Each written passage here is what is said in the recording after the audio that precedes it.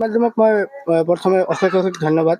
সংবাদ মাধ্যমে আমাক বহুত সহায় সহযোগিতা কৰিছে আৰু দোষীক উচিত শাস্তি দিব লাগে, যাতে আমাৰ ছোৱালীৰ দৰে আৰু বেলেগৰ ছোৱালীৰ যাতে হ'ব নালাগে, মই সেইটোৱে বিচাৰোঁ।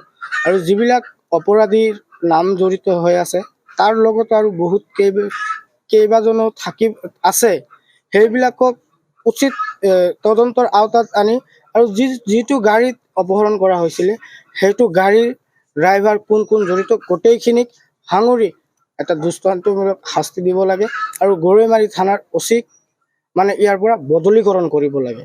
কিয়নো গৰৈমাৰী থানাৰ অচি ইয়াতে থাকিলে দিনক দিনে অপহৰণ যিবিলাক আপোনাৰ মানে বেয়া কৰ্ম সমাজত বৃদ্ধি পাব, এইটো 100%। তাৰমানে সি নিজে এইবিলাকৰ লগত হলি গলি বহুত। কিয়নো আমি দিছোঁ কেছ, আমাক যাব নিদিয়ে। ভণ্টি পানী পানী পানী পানী কৰি কান্দি আছে, মোৰ গাড়ীৰ ড্ৰাইভাৰে পানী দিব, পানী কয় আমি দিম নহয় থানাৰ পৰা। এজন শিক্ষক মানুহ, যেনেকৈ মোৰ দেউতা এজন শিক্ষক, তেওঁকো যেনেকৈ ব্যৱহাৰ কৰে, সেইজন শিক্ষিত মানুহ নহয়। শিক্ষিত মানুহ হ'লে এজন শিক্ষকক এনেকৈ ব্যৱহাৰ কৰিব নালাগে। মই অসমৰ অসমৰ মুখ্যমন্ত্ৰী ডাঙৰীয়াক মই এটাই অনুৰোধ জনাওঁ যে আপুনি গৰৈমাৰী থানাৰ অচিক বদলীকৰণ কৰক আৰু তাৰ ৰিজাৰ্ভ ক্লজ কৰক।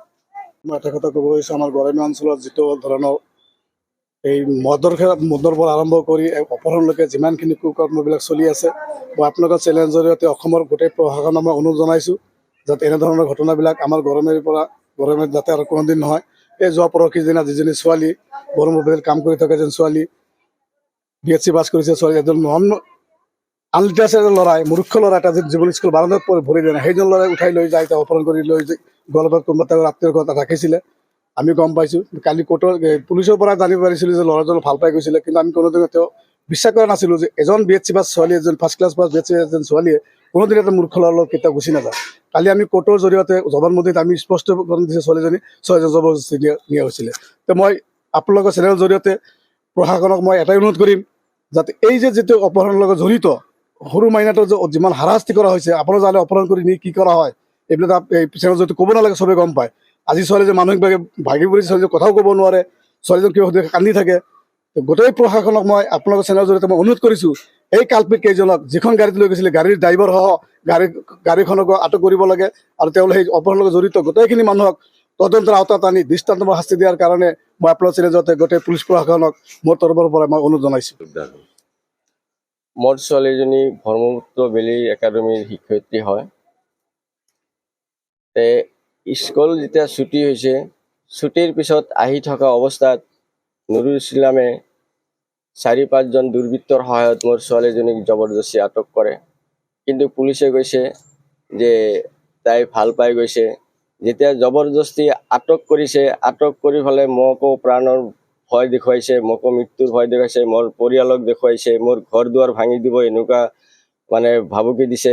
যাৰ কাৰণে মোৰ ছোৱালীজনী তেওঁলোকে যি কৈছে তাকেই কৈছিলে, কিন্তু কোৰ্টত যায় কিন্তু সম্পূৰ্ণ সত্য কথা কৈছে যে মোক জোৰ জবৰদস্তি উঠাই লৈ গৈছে, অপহৰণ কৰিছে। এইখিনি কথা আমি কোৰ্টৰ জৰিয়তে গম পাইছোঁ। আৰু আমাৰ গৰাইমাৰী আৰক্ষী যেতিয়া আনিলে, জিম্বাত আনিলে, আনাৰ পিছত আমি যদিও মোৰ ছোৱালীক চাব গৈছিলোঁ, আমাৰ পৰিয়ালৰ কোনো মানুহক সাক্ষাৎ কৰিব দিয়া নাই। কিন্তু আসামী পক্ষৰ যিবিলাক মানুহ আছে তাতে কিন্তু 2-1জন মানুহ দেখা দেখি কৰিছে। কিন্তু আমাক মই কোৰ্টলৈকে গৈছিলোঁ, মোৰ ছোৱালীজনীৰ লগত কোনো ধৰণৰ কথা ক'ব দিয়া নাই। মোৰ ছোৱালীজনী ৰাস্তাত পুলিচৰ গাড়ীত পানী খুজিছিলে, পানীও দিয়া নাই। কিন্তু গাড়ীৰ ড্ৰাইভাৰজনে কৈছে যে ছোৱালীজনীক যদি পানী নিদিয়ে তেনেহ'লে কিন্তু অসুবিধা হ'ব, এনেকৈ তাৰপিছত পানী খুৱাইছে। মই আপোনালোকৰ ওচৰত হাত জোৰি কৰি অনুৰোধ কৰি কওঁ যে যিখন গাড়ীত মোৰ ছোৱালীক অপহৰণ কৰিছে সেই গাড়ীসহ যিবোৰ আসামী আছে, যিবোৰ অপৰাধী আছে, তেওঁলোকক অনতি পলমে গ্ৰেপ্তাৰ কৰি দৃষ্টান্তমূলক শাস্তি দিব লাগে বুলি মই আপোনালোকৰ ওচৰত এইখিনি হাত জোৰি কৰি অনুৰোধ কৰিছোঁ।